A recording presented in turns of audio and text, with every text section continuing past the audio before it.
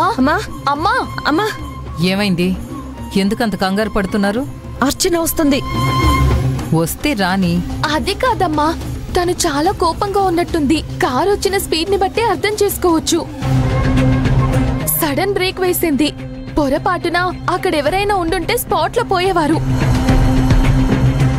Aunty aunty aunty చూసావా అమ్మా, ఇప్పుడు కూడా తన పిలుపు ఎంత తేడాగా ఉందో. ఎక్కడున్నారా ఆంటీ? అమ్మా ఏమైందో ఏంటో అమ్మా. ఆంటీ ఆంటీ ఎందుకలా అరుస్తున్నావు? నేను ఇంట్లో ఉండక ఎక్కడుంటాను? మీరున్నారా లేదా అని అడగట్లేదా ఆంటీ? మీరు నాకిచ్చిన మాట మీద ఉన్నారా లేదా అని అడగడానికి వచ్చాను. దేని గురించి?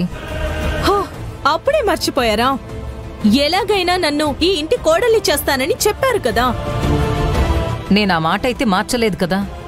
నా తలరాతైతే మారింది కదా. నన్ను పిచ్చిదాన్ని చేశారు కదా. నిజంగానే పిచ్చి పట్టింది అలా అరుస్తున్నావు అర్చన. ఏమైందో చెప్పు. ఏం తెలియనట్టు అడుగుతున్నారేంటి? ఆ నీలవేణి నెల తప్పిందంట కదా.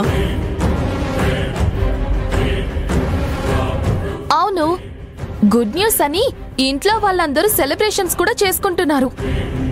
మీ అమ్మ కూడా హ్యాపీగా ఉన్నట్టుంది. అర్చన, ఆచితూచి మాట్లాడితే బాగుంటుంది. లేదంటే తర్వాత నువ్వే బాధపడాల్సి వస్తుంది.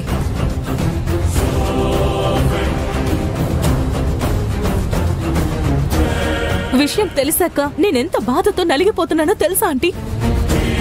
అప్పుడది ఇంటి కోడలైంది, ఇప్పుడు ప్రెగ్నెంట్ అయింది.